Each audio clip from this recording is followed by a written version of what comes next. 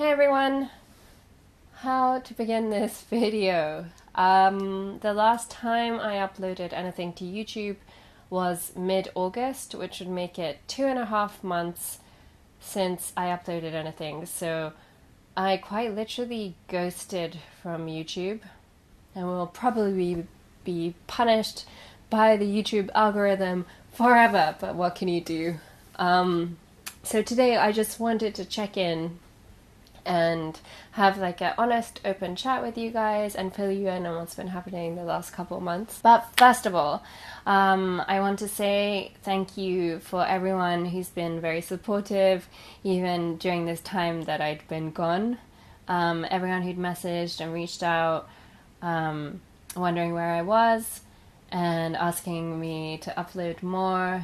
And I also want to say sorry to everyone that I worried. I seem to have worried a lot of people by disappearing. Nothing terrible has happened, everything's fine, so thank you so much for your support. To explain the disappearance, I guess two things happened, mainly during that time in August, and one of them was that the haters got to me, which I know is really stupid because like probably 95% of my comments are from all you lovely supportive people who are so encouraging and so lovely, and I can't thank you enough because I didn't ever imagine having this much support when I started a YouTube channel. But I think when you're having a bad day or going through a stressful time or, feeling just a little bit insecure and you get home and you read, I hate you, go die, or something along those lines. There's many variations. It can get you down, and I used to think and say to people that, it doesn't bother me, I have a thick skin, but I realized maybe I'm not so thick-skinned. Maybe I'm actually very sensitive. So that was a major factor. I mean, with haters, I feel like because they're behind this screen of anonymity, what they say feels like they have significance as well. Because, I mean, if I met like someone leaving hate comments, like a bored 10-year-old, I'd be like, go find a hobby, go outside, no respect for them. And I don't think I am friends with anyone who leaves hate comments. It's like there's a gazillion videos on YouTube. If you don't like it, just click on something else, don't leave hate comments. And that's very different to leaving constructive criticism. Thanks to everyone who always left, the audio quality was bad here, the footage was shaky. From that you can do better. But with hate comments, it's just like, oh. So yeah, that happened. And I know it's dumb, as I said. But yeah, it did get me down. And I think that's something that anyone who puts stuff on YouTube will encounter at some point. But yeah, I think I'm learning to deal with it better and focusing on the good. So that happened, and then at the same time I started getting very confused about the direction that my channel was taking. I feel like everything that did well was Japan tourism based, and yeah, of course there's always going to be a lot of that on my channel as long as I'm living in Japan. I'm going to want to vlog cool places, but I never set out for my channel to be exclusively that. I feel like there's many YouTubers, foreign YouTubers who are living in Japan, who do a wonderful job of showing, this is Japan, this is great, you should try this in Japan. But I never felt like I really fit into that category fully, being partly Japanese myself.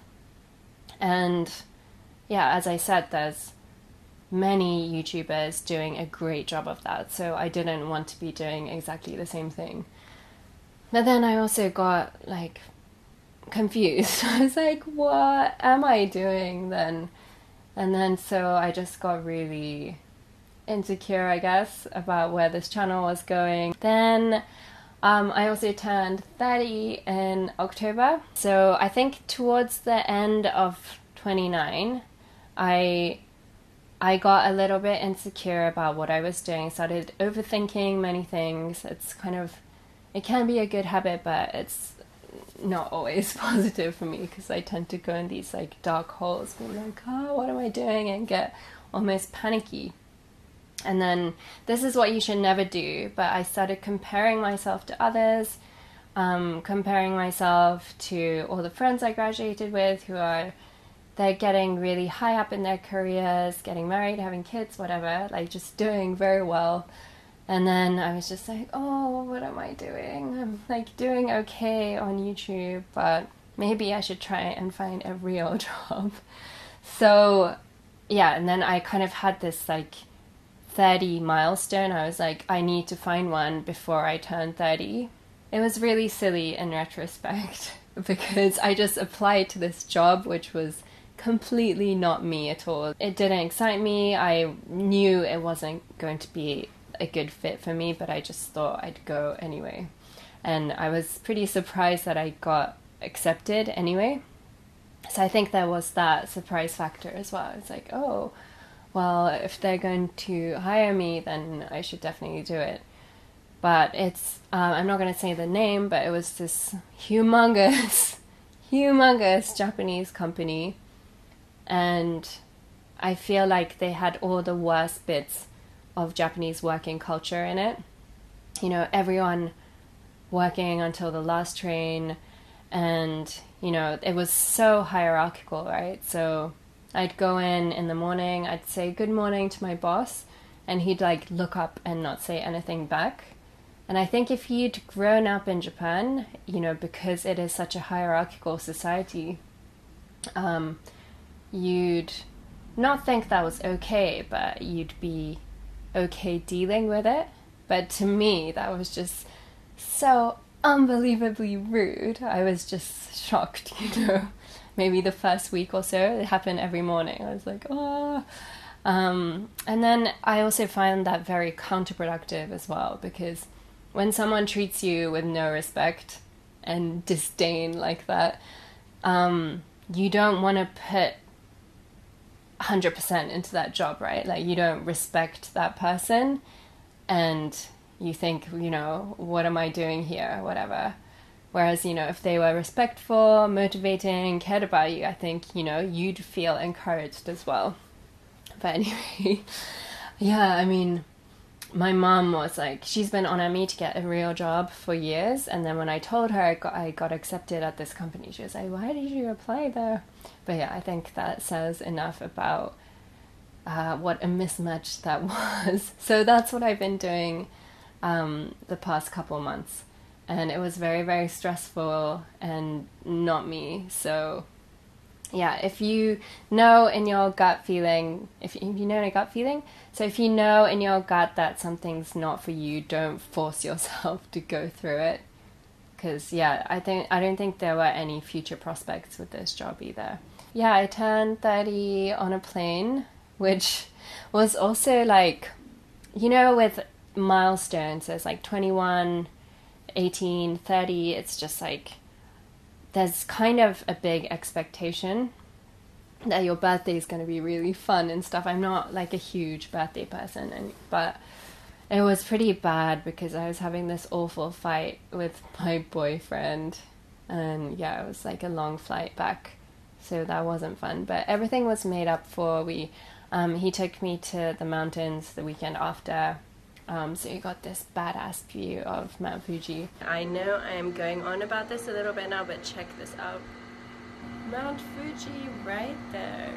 Good morning. Which is awesome. So I really want this to be like a community thing with my viewers as well. So please do let me know what kind of content you'd like to see, whether it's more Japan-based stuff or Q&A stuff, cooking, recipes, whatever. Yeah, I'd love to hear. And yeah, sorry again for disappearing like that. I have a few ideas up my sleeve for videos. So I will see you guys very soon. And thank you so much for watching. Bye!